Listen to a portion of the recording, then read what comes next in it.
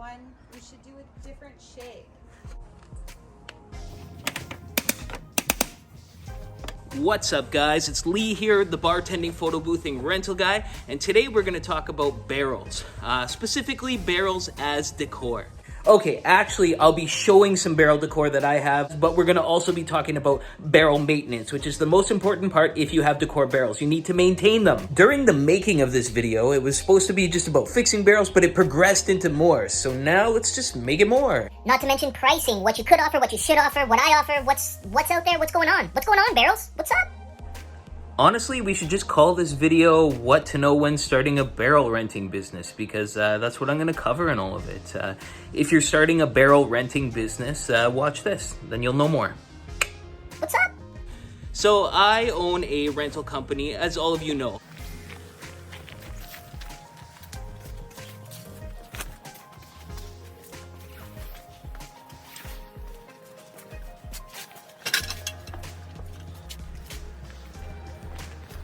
I have a party rental company, and I rent out barrels, barrel bars, barrel light poles, all sorts of things. So these are some of my barrels here in the background, and as you can see, they've come quite loose.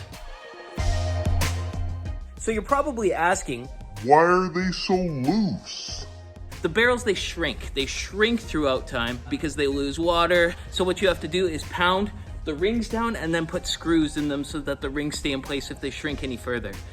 You can avoid this by making sure that your barrels stay wet all the time, at least once every 6 to 8 weeks. Make sure and soak them in water. If your barrels are in fact real whiskey barrels, what you're gonna wanna do is swish. That'll keep them wet, if you know what I mean. So make sure and soak them in water, but if you don't wanna do this and you just wanna dry these barrels up, then what you're gonna wanna do is move the rings so that it stays tight and then put screws in so that the rings stay in place.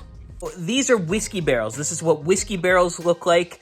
They will start to lose the brown when they dry out. They'll turn into more of the weathered gray look. So if you want to keep that look in them, you're gonna have to rub some stain on them. If you're looking for a video about rubbing and staining and prepping the barrels, I've got a video right here. Also, you might be wondering, well, what is a wine barrel versus a whiskey barrel? so I just showed you whiskey barrels. I'm gonna cut to Les. He's my buddy out in Calgary, about 8 hours away, and he has a lot of wine barrels at his party rental company. So let's cut to him. Wine barrels, right there, my friends. Please excuse the disaster surrounding these wine barrels in this currently unused reception area. But these are the classic wine barrels. As you can see, these are kind of in their unfinished state. They've been a little too dry. They've been in here for a while.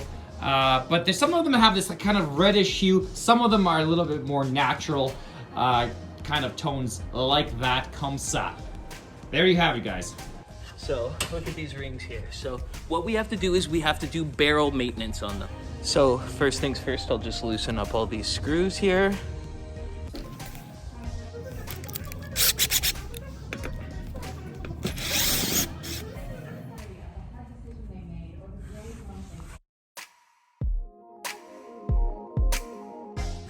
So now what I want to do is I just want to get one of these, put it on the end, and just hammer this down until everything's nice and tight again. So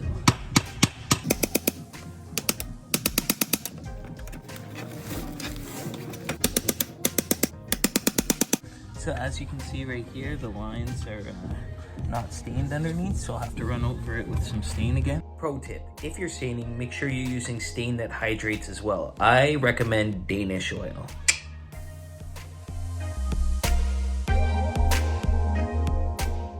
Okay, so it's nice and tight again, so we're just gonna put the tapping screws back in.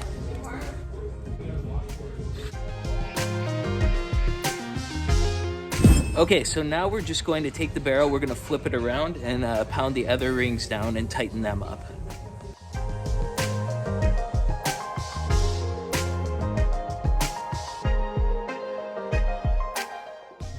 Okay, so now the barrel, it's nice and tight again. So what we're gonna wanna do is put it on its side and put some new tapping screws right into it where we can put the force in from getting right on top of it.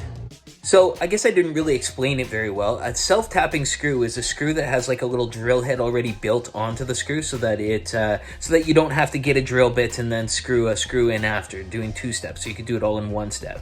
You just get your drill bit in, and you can pre-drill the holes through the metal, and then you could screw in regular screws if you don't have the self-tapping screws. So once you have screws everywhere all over your barrels, you're going to need to paint those screws because they're going to look ugly. You don't want silver all over your nice rustic barrels. So go get some brown nail polish or some rustic matching paint, just whatever kind of paint that you can get to just make it blend in. You paint those screw heads. You screw head?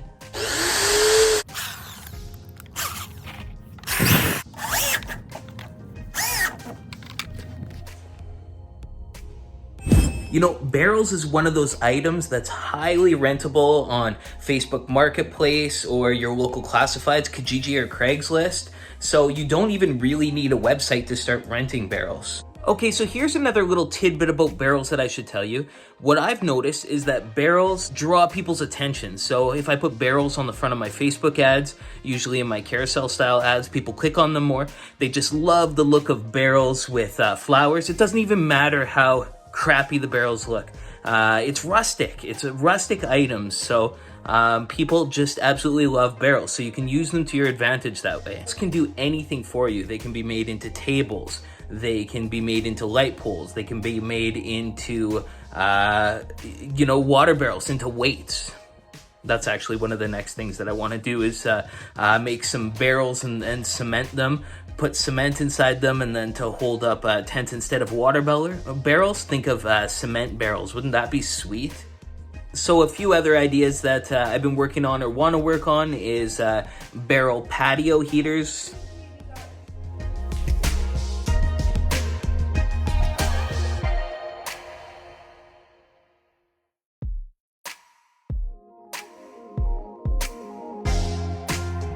You can market barrels as anything. You can market them as a bar. You can market them as garbage cans. You can market them whatever way you want to do it, and just adds that much inventory to your event. Okay, so you're probably wondering, where do I get barrels from? Been spending most of my life looking at barrels on rental sites. I don't know why I did that, but check out all these barrels. And they all have alcohol just chilling in them, waiting to mature. I get barrels from my local distillery. They give me lots of barrels. Just whenever they're getting rid of old whiskey barrels, they call me up and I buy them off them. So call up a local distillery and see if they can hook you up with some barrels. One thing you may find is people will book these barrels if you put them for low prices, and then when it comes to summertime and they have to pick them up, they're not going to want to pick them up, or they're going to realize that they need a trailer and they need all this extra room, so they're going to opt for delivery. So you can actually make your money off of the deliveries if you're delivering these barrels and they don't want to pick them up, and if they pick them up, great. Transporting barrels. So you can roll the barrels to get them from one place to another easily. If you have a minivan, you could fit 4 barrels and some poles inside them. I transport 4 barrels easily each time that I go anywhere in my minivan. If you're putting barrels inside a garage, you can stack 2 on top of each other before they hit a regular size roof. Barrels are the perfect item. So we just found another use for the barrel light poles. Just string up a board on top, and then all of a sudden you have a barrel arch. So that's one thing that we're going to be adding to the business as well.